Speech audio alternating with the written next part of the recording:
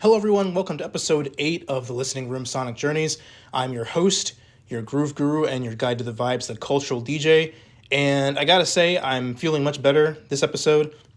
The past few weeks, I've kind of not been feeling too hot due to allergies. I was like coughing and hacking a lot in the episodes, but I'm feeling better this time. So hopefully, there won't be as much coughing and hacking in episode 8 as there was in the last few. If you're new, be sure to like and subscribe. New episodes every Thursday. Also, be sure to check out the socials, the TikTok and the Instagram for Cultural DJ. The links for those will be in the description. Also, check out the accompanying playlist as well with songs from this episode, which will also be linked in the description too. So, episode 8 is going to be doing something a little bit different. I'm actually starting a series, a 3-part series. And the reason I'm doing this is because I have found that some of the topics that I've talked about in past episodes, I felt like I was kind of trying to compress the point in too short a time. What I mean to say is that I feel like there needs to be a bit more breathing room with some of these topics because I wasn't really able to get into a lot of the meat and potatoes in the way that I think I would have preferred to. And I think the episodes in some ways kind of suffered for it, especially the last episode. I wasn't crazy about it, I'm not going to lie. I'm not really crazy about episode 7.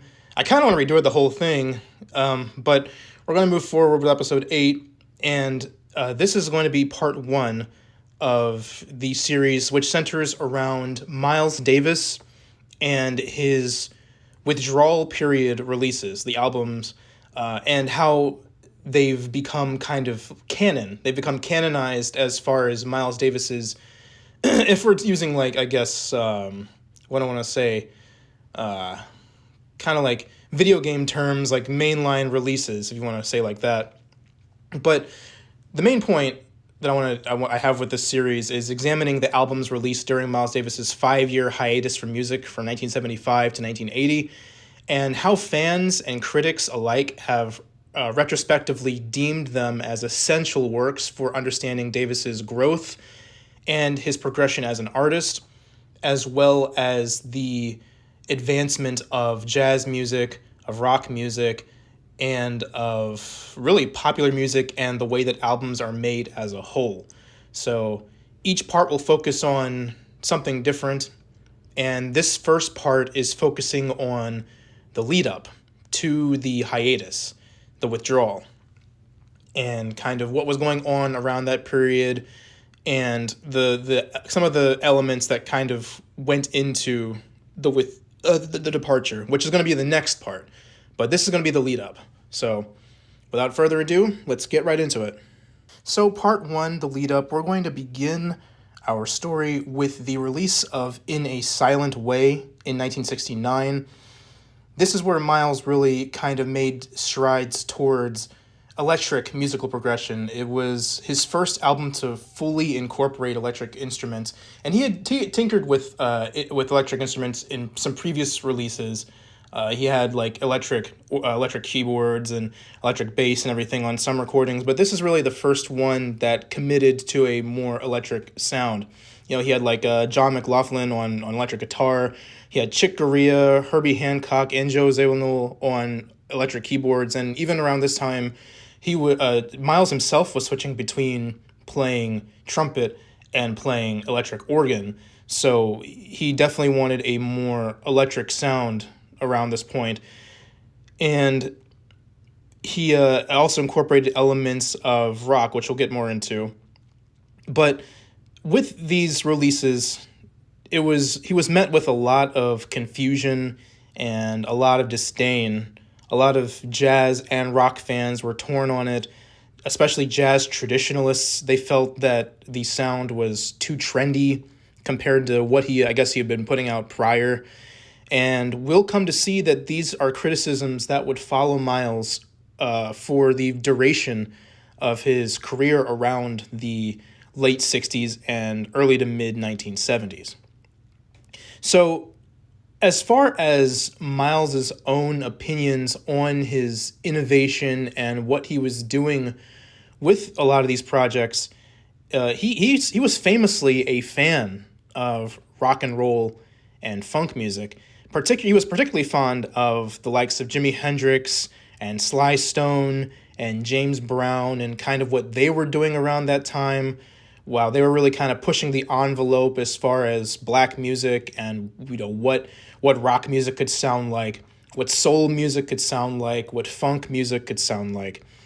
And Miles has stood by the notion that jazz and really music as a whole needs to progress. He's mentioned in interviews, he's mentioned in his own autobiography that he refused to allow his music to become stagnant or stale. He didn't want his music, he refused to allow his music to become safe. He didn't want to make safe music. He wanted to make music that really challenged listeners, especially listeners who, well, not even just listeners, but also critics. He really didn't care much for critics. He sought to connect with audiences more so than he sought praise from critics, and he especially wanted to connect more with younger audience, with black audiences that were into a lot of the rock and the funk and the soul of that time. That was kind of like the wave at that time. Were guys like Hendrix, like Sly and the Family Stone, like James Brown, like a lot of the like Frank Zappa and the Mothers of Invention. Those were kind of the guys that were really pushing the envelope and showing what popular music could do when given a bit more leeway to experiment. And that's kind of the bag that Miles wanted to be in. He was heavily influenced by a lot of these guys doing what they were doing, and it shows in a lot of these albums that he would come to put out around this time. And even though Miles he's considered one of the greatest jazz musicians of all time, he has indeed criticized people within the jazz scene, even a lot of his own peers who were sticking to their guns as far as what jazz was doing around that time, around like the mid to late 60s, with bebop and hard bop and kind of staying in that musical bag. So he wanted to set himself apart, and he felt that the way to do that was with these electronic experimentations, where we would come to see some of perhaps the greatest albums, not some of the greatest albums ever made, but some of the greatest albums in jazz, in rock adjacent, jazz rock, jazz fusion of all time, really. So for In a Silent Way, Miles paired up with producer Tio Macero, and they kind of became a bit of a power duo, aiding each other in revolutionizing the realm of jazz music. And even though In a Silent Way is often regarded by historians as the genesis point of Miles's electric period, I firmly stand on the notion that the point of full immersion, where Miles was like really all in for that fusion, that jazz rock sound, was 1970, and specifically with the album Bitches Brew. Now, this album's been talked about a billion times over. I don't really have much to add about it. I'm not going to really review it per se, but I feel like it's really important to mention this album as well as the next few I'm going to be talking about to get a better idea of that progression that Miles was shooting for. With Bitches Brew, he really leaned into the avant-garde, a lot of psychedelic rock aesthetics. It also features a lot of lengthy compositions, a lot of lengthy groove-based compositions that were centered around improvisation. And I believe this is like where he really fully committed to that sound. If he was maybe tinkering with it on In a Silent Way, this is really where it comes full circle, I feel. It really shows that Miles did not care. He did not care about so much pleasing critics, or even like a lot of jazz fans that kind of got into him for stuff he did with like maybe Kind of Blue. This is where he really set himself apart from his peers, his contemporaries, as an innovator, because this is some groundbreaking work here. And then he goes further with a tribute to Jack Johnson, where he leans extremely heavily into the rock aspect. It's almost really kind of a rock record more than anything else. It's really kind of a John McLaughlin and Sonny Chirac feature, because they're both playing guitar, and a lot of the sound of the album is focused on their guitar work. The sound is so much edgier, so much more angular. And Miles himself said that he wanted to create the greatest rock and roll band you've ever heard. And with the ensembles he was putting together around this time, some of the most talented musicians, perhaps of all time, really, he was really showing, the talents, really featuring how talented these musicians were through these albums. Like next one, On the Corner, which took a different route compared to Jack Johnson, which was more rock focused. On the Corner drew primarily from funk, especially from the funk of Sly and the Family Stone. There was a lot of experimentation with sound and instrumentation, and it drew also a lot from Karlheinz Stockhausen, the electronic work that he was doing at the time, the revolutionary electronic music that he was putting together around that time. It drew heavily from freeform jazz, and this album in particular really, really sought to connect strongly with a Black urban audience. That was kind of the goal with this one. That's why it draws so heavily from funk, because that's what Black people in urban areas are listening to. That's what they were really turned on to at that time. So he really wanted to, I feel, speaking of, Bitches Brew and On the Corner, Bitches Brew I've always felt was a bit more freeform compared to On the Corner. On the Corner feels a bit like feels more like the wheels, the screws are a bit tightened compared to Bitches Brew, which feels a lot. I mean, both really delve into improvisation. A lot of these albums do. But for me, Bitches Brew has always been more freeform and way more improvisational and more loose, is I think the best way to describe it. Way more loose compared to On the Corner, which feels, it's very cyclical, it's repetitive, it's very hypnotic, and I think personally it's one of my favorite Miles Davis albums that he's put out. But comparing Bitches Brew to On the Corner was really kind of like the level up point, I feel, for Bitches Brew. I feel like the screws are really kind of tightened between the two. I know a lot of people probably prefer Bitches Brew. It's often talked about way more than On the Corner, I feel. It gets a lot more praise and a lot more reverence compared to On the Corner. Both are fantastic albums, I feel. But yeah, and then along with those, Bitches Brew, Jack Johnson, and On the Corner, he also put out, in between them, a solid amount of live albums, such as Miles Davis at Fillmore, Live Evil, Black Beauty, In Concert, Big Fun, Get Up With It. And really, one of the major points of this entire conversation is it's really through these live albums that we really kind of get to see the development of Miles's sound. It's way less melodic. It's a lot of times very chaotic in nature. It's heavily experimental, and he put out some of the most groundbreaking work that jazz has really ever seen at that point. And it comes to me that a lot of the studio albums that he made seemed to fashion themselves around the live material. They're almost become like indistinguishable in a way.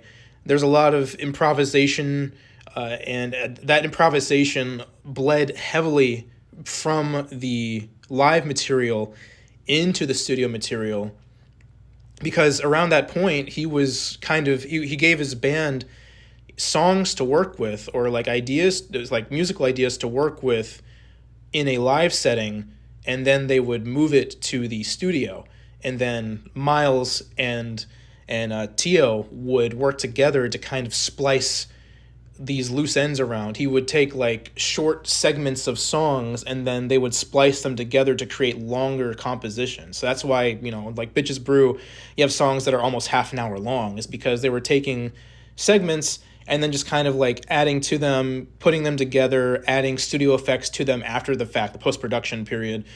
And so that's kind of how a lot of those came together. But we see that he's really kind of breaking down the barriers of jazz music and how jazz records are composed.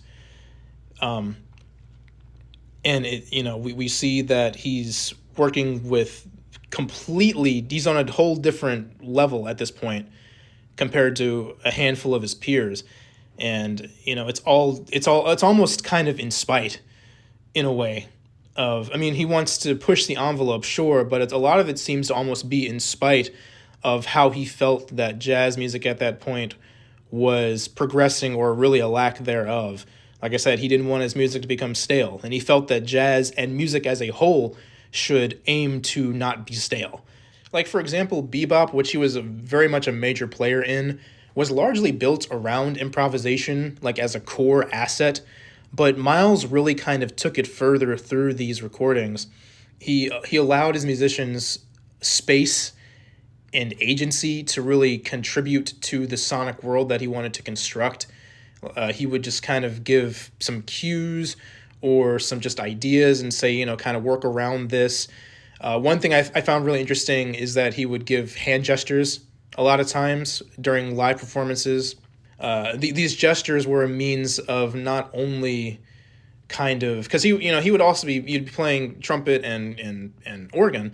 These hand gestures were not only a means of kind of leading the band in like the direction that he wanted. If there was like a new part coming up, he would wave his hand briefly, and then it'd be like bam into the next part or whatever. But a lot of times during live performances, it's how he would gesture for the next song to start. So it'd be like one endless flow, one consistent groove. It's like, we're doing this song, raise hand, bam, into the next one immediately. Just nothing in between, just a continuous groove. And I think that's super, super cool.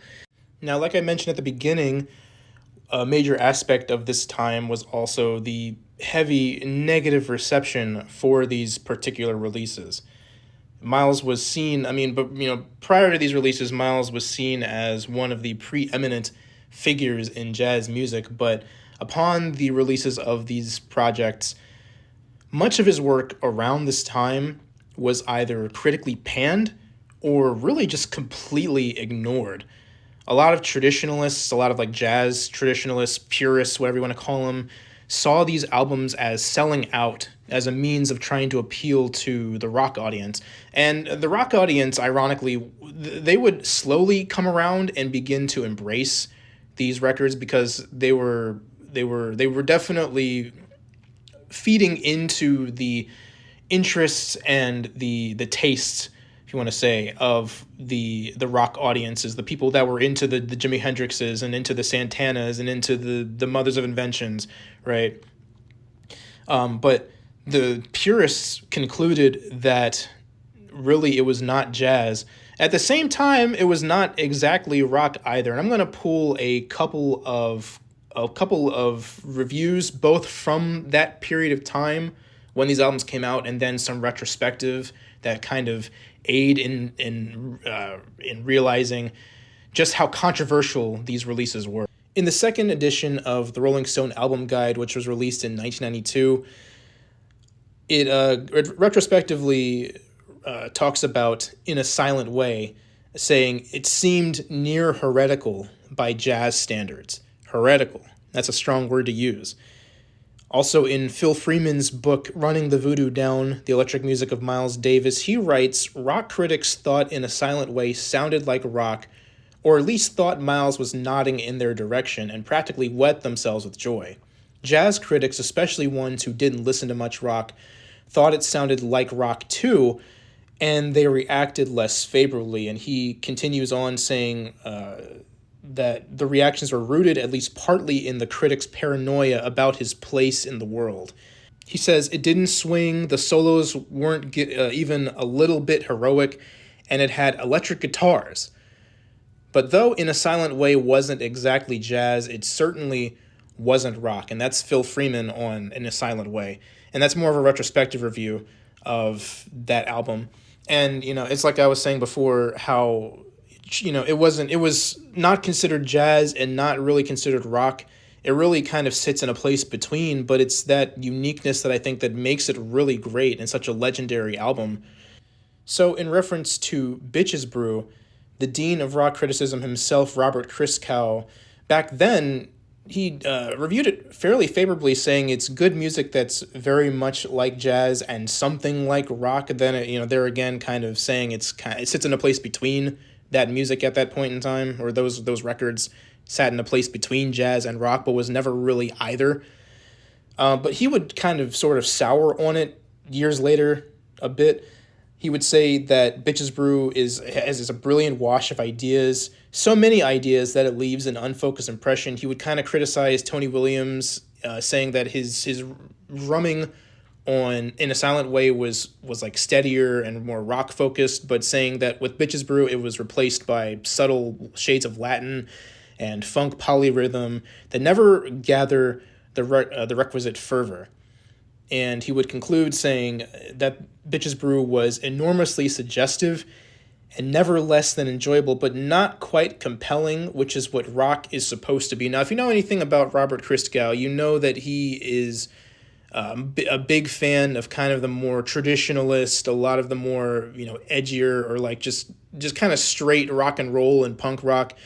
So you can kind of see there might be some bias in there with his own personal taste, which I mean he's a critic, so, but you really kind of see in his review of Bitches Brew that they continue with that narrative of Miles's music around this point not really being either jazz or rock, and it certainly did not sit well with the jazz crowd, but it found better favor with the rock crowd instead. And even with Jack Johnson, the album that really kind of gave birth to the genre we now know as jazz rock.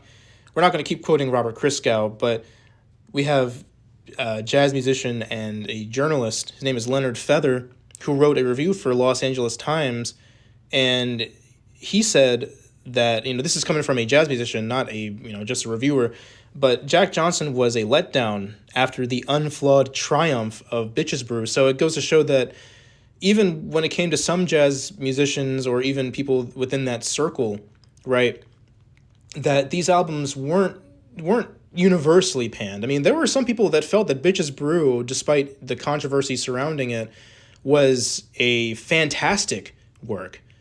There were some that kind of saw through they had their ears a bit more open, perhaps, that that were able to see through their I guess traditionalist values, and they recognized that Bitches Brew was a watershed album in jazz, despite it not really being the jazz that they were accustomed to. But he was Leonard Feather would essentially criticize Jack Johnson for Miles using, in his own words, the thumping, clinking, whomping battering ram that passes for a rhythm section on Jack Johnson. So these reviews, I'm not going to read too many, but you can see through these reviews and these criticisms, both more contemporary and more from the time that it came out, right? That we see that these albums were met with quite a bit of controversy, a lot of split decisions. Some people loved them, some people hated them, some people did not care for them at all. So at the time, and it's funny, this is kind of one of the main points of this discussion also is that there was a period at some point where a lot of these records were just completely reappraised and are now considered just amazing works. They may have been panned at the time, and people just really didn't care much for what Miles was trying to do at that point in time. But there was some period, I guess, a few decades later, where people were kind of universally recognizing these albums as just incredibly groundbreaking, amazing works in jazz rock, in jazz fusion, all of that. So after this string of albums, we're approaching 1975, which is the year that Miles indeed went on his hiatus. We see around this point that there were a lot of profound changes taking place in Miles's life, and these changes, these struggles would constitute his departure from recording, from touring, and really from music as a whole. And that's going to be the main theme of the next part 2 of this 3-part series. So, with all of that said, I will leave you all off with that. Thank you all so much for listening. Please tune in for part 2, which will be here next Thursday. New episodes every Thursday. Be sure to check out, also like and subscribe, of course. Be sure to check out the socials, TikTok and Instagram. Links for those will be in the description. Be sure to check out the accompanying playlist of songs for this episode. The link for that will be in the description as well. And yeah, thank you all again so much for listening, and I will see you all in the next part. This is the Cultural DJ signing off.